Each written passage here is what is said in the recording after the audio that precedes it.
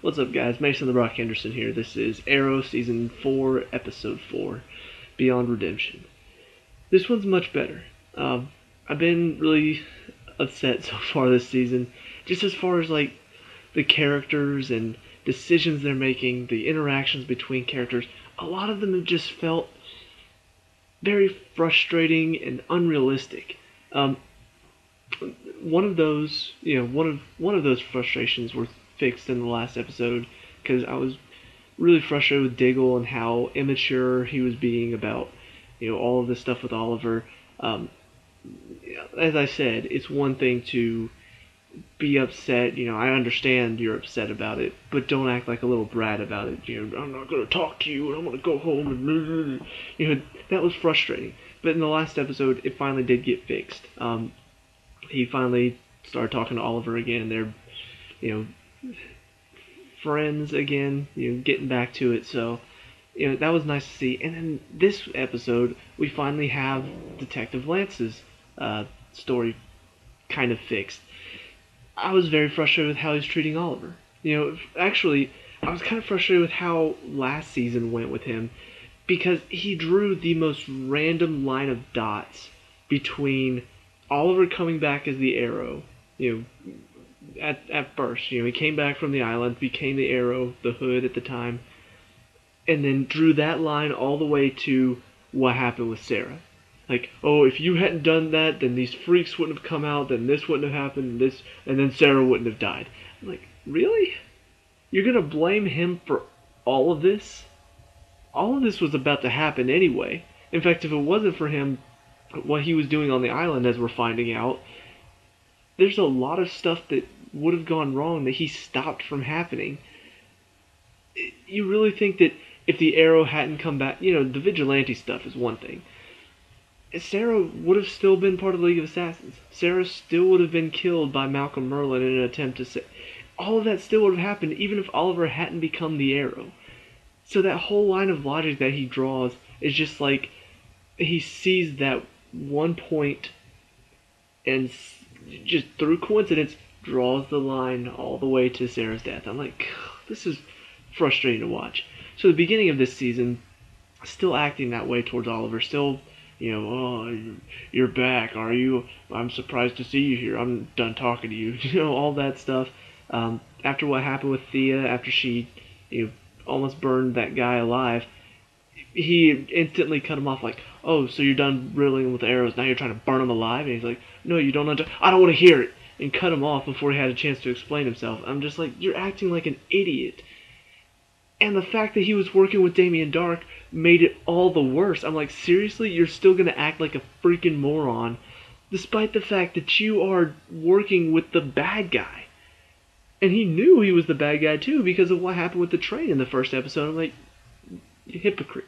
Hypocrite.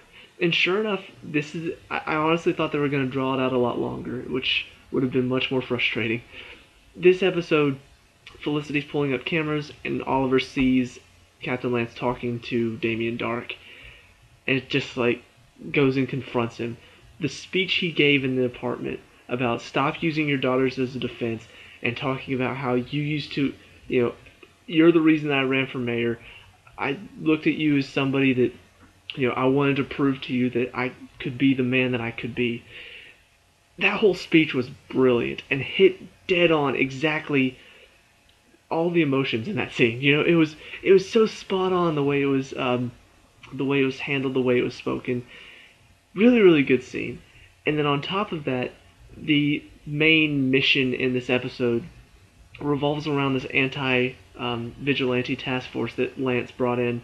So not only is Lance working with Damien Dark, but that task force that he set up trying to stop the Arrow in his, rage that was fueled purely by emotion at the death of his daughter, has now come back to bite him in the butt. So not only is the Damien Dark stuff going on, but also it's his fault with this task force that have now kind of become the bad guys, and they help these, they stop the drug dealers from dealing the drugs just to give it to other drug dealers to make money. They're the bad guys now. And it all starts from Lance, really making a poor decision in setting this up. it all comes back to him. And ultimately, in the end, it has to be him that stops this task force. He gives a little speech about how he doesn't believe the city is beyond redemption, which, title of the episode totally makes sense now. But, he gives a little speech about it, and he talks about how I have to believe that we're not beyond redemption, that, as soon as we accept the fact that this city is dead, then we die along with it. Very good speech, and ultimately, inspires Oliver to, keep going as mayor. So yeah, overall, I am much happier with this episode. There are a couple things that, bugged me at first, but I did ultimately just kind of write it off as, you know what, it may come back later. I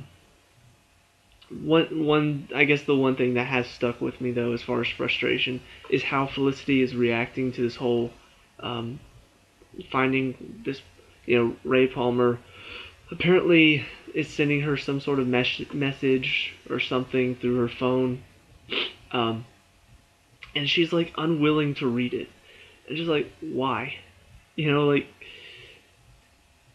Don't you think that possibly there's something that could help you receive some closure here? Don't you want closure as far as, you turned him down to go with Oliver, even though he was the perfect guy for you. Don't you want closure now? I'm confused on why she doesn't want that closure and why she is so reluctant to listen to it. It's not like if they were dating when he died, that would be one thing. But she'd already moved on to Oliver by the time he died. So I'm really confused why she's so hesitant. She's acting like this is something that is still hurting her deep down. Does Oliver know you're hurting deep down about all this? It just comes out of nowhere. So that is the one thing that's a bit frustrating. But overall, the story with Sarah is interesting. As far as you've got, she's still sort of not herself. Laurel brings her dad down, which was very interesting. I didn't expect her to reveal this so soon. But she is more responsive than she has been, but she's still not Sarah. She tries to kill Laurel at one point. So still a bit iffy there on what's going to happen. I assume after seeing that she broke out of those chains, it does sort of beg the question, like, are we going to have more of this next episode? Does this mean that Laurel's going to have to tell Oliver and another secret that was being kept? Like I said at the beginning of the season, too many secrets. But I don't know. It does set up for something really good. Oliver's quest for mayor begins. I did find it kind of funny that after the second episode, he's like, I'm going to run for mayor. And then the entire last episode, not mentioned at all. I'm like, okay. I guess part of that was because he wanted to tell the whole group. And Thea and Laurel were in Nanda Parbat, so I guess I understand that.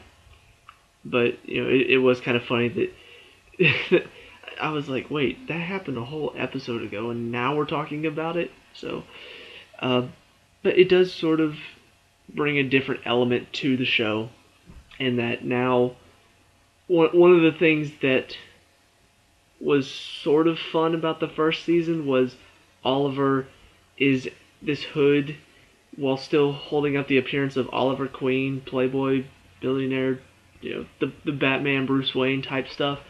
That hasn't been in the show because of what happened to the Queen family, how it fell apart. He hasn't been in the news at all.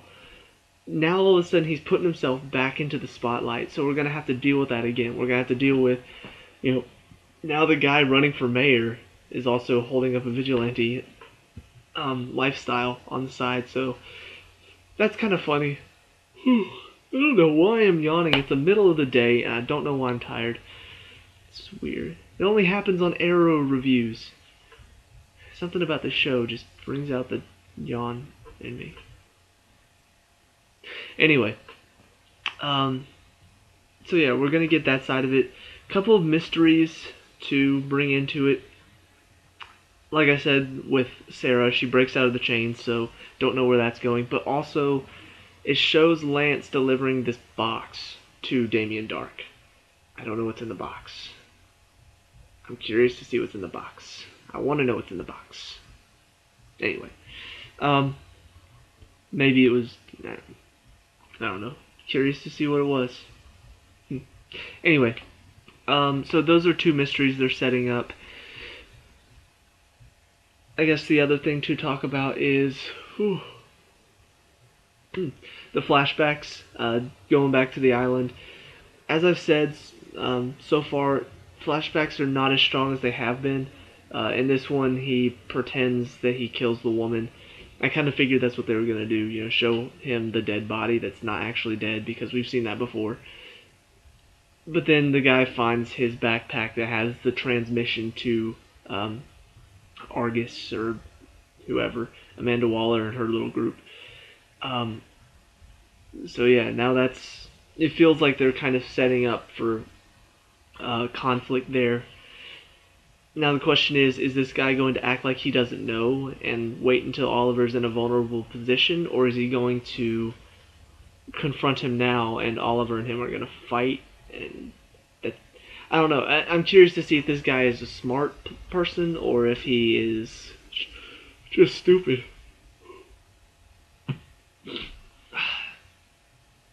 I hate yawning. I really do.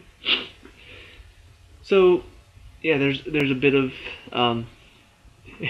it's kind of one of those oh no moments near the end of the episode. But yeah, it's still not quite interesting yet as far as the flashbacks go.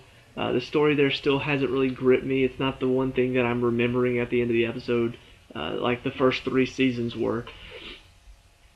So, I don't know. I hope it gets better. It kind of feels like, they're kind of making up the story now. They're just like, where do we go from here? Let's take him back to the island. I don't know. Hopefully it gets better, but we'll see how it is, what happens next. So overall, though, I am happy. I'm glad that they have taken the steps necessary to sort of bring this show back to reality. I said in the last Flash review that I did that it's funny how the character interactions in that show actually feel more realistic than the character interactions in this show. Like, the people in this show kind of act like, immature, unrealistic brats at times, whereas in The Flash, they actually seem mature. The way they handle stuff is fairly well done. The relationships there are actually not stupid. And that show is completely just, it's got metahumans. This show deals more in, it's a guy with a bow and arrow. That's pretty much it. They do have some supernatural stuff in it, but it's not based around a character who is supernatural. Oliver is just a guy with a bow and arrow. So I'm glad that it's sort of, in this episode, it took away one of those stupid storylines that was frustrating me. So that's about it for this review. Let me know what you think down below.